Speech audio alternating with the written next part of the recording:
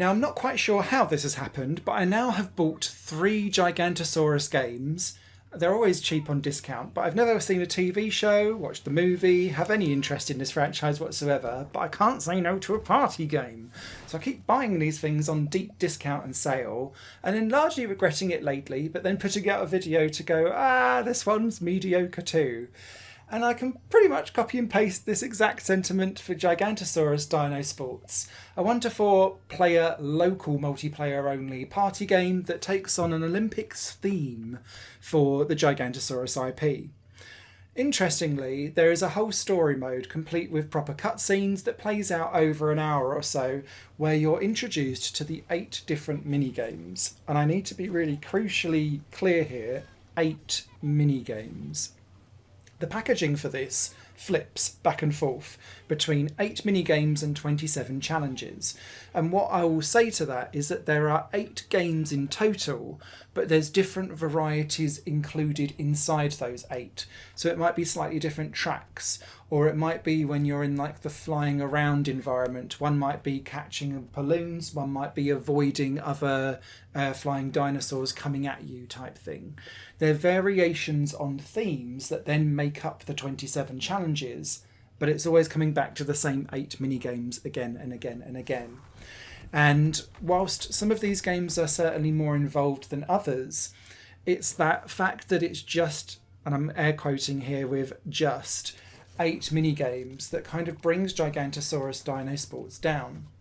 Publisher Outright Games has always had some questionable quality that's out there, but there does seem to be a particular issue with the PC version of this game compared to the PS4, PS5 cross-buy version that I got. The PC one seems to have incorrect controls in the menu screens, it seems to crash at a moment's notice, and is so horrifically buggy that most people are thumbsing it down on Steam, saying that this is virtually unplayable. I have to say, on the PS4 Vive versions that I've got, I've not run into those issues, but I do run into the same old problem with Outright Games published games, in that the controls could not be more woolly if they tried. And this becomes a real problem when you start to having lots of timing based events, and this is another thing that brings Gigantosaurus Dino Sports down. There's one where you're running and jumping over hurdles and then crossing through water, and you have to kind of tap to a rhythm. And once you get used to the fact that the audio and the visual and your controls are lagging, and you kind of readjust your mind for it, then you can get away and start running really, really nicely.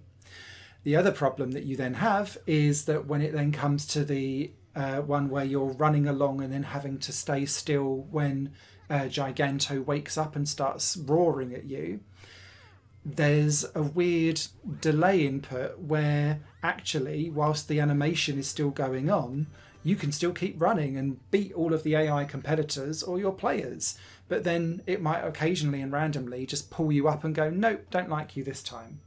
Same with the sledding down the bobsleigh luge area on an ice block. The controls here are so atrocious that you just kind of go, well, I'll just let it play itself then. And sometimes you can do, and you still win. And this is the problem throughout this entire experience. Whilst I do think that the graphics and the general IP is actually put together in a really nice way, no, it's not going to win any awards, but it brings that kind of mid-2000s Cartoon Network slapstick humour silly vibe that comes along, and there's a general brightness and happiness that goes on in this game that I think we've lost in quite a lot of party games since.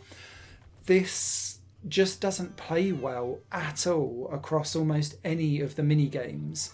And what I didn't like, particularly in there's like an FPS game, sometimes not enough enemies come onto the screen to actually enable you to hit the gold score in the challenge. So then you go, well, how on earth do I do that?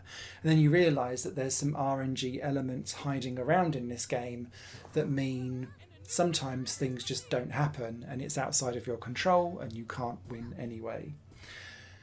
I'm really disappointed for this, because actually I think if this had played as well as it was set out and looked, and as much importance and emphasis went into the controls as it did to the story mode, then I'd have thought this could have been a good 7 out of 10. and a recommended experience, albeit at a discounted price. Even at a discounted price, I wouldn't necessarily recommend this one at all. And there are plenty of other games, even from Outright Games' catalogue, if you're looking for IP-related ones, that I would recommend above this.